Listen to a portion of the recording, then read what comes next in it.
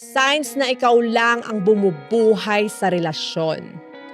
Alam mo yung pinakamasakit, hindi yung iniwan ka, kundi yung habang ikaw todo build ng future, siya chill lang. Walang plano, walang direksyon, walang ambag.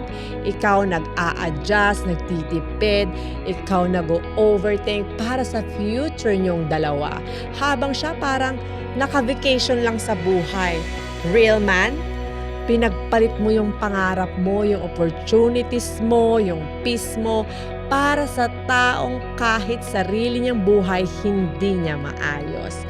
At ang masakit, tinatawag mo pa yung love.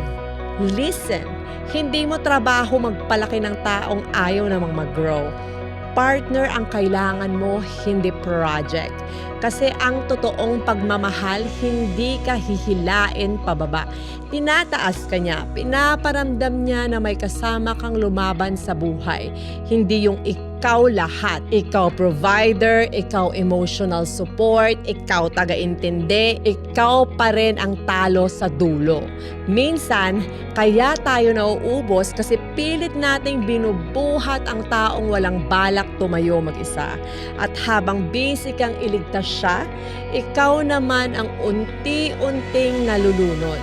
Bitawan mo habang maaga pa. Hindi selfish piliin ang sarili mo. Mas selfish yung taong alam nang sinasayang ka, pero hindi pa rin nagbabago. Ubusin mo oras mo sa pag-build ng sarili, hindi sa taong ginagawa ka lang emotional rehab center.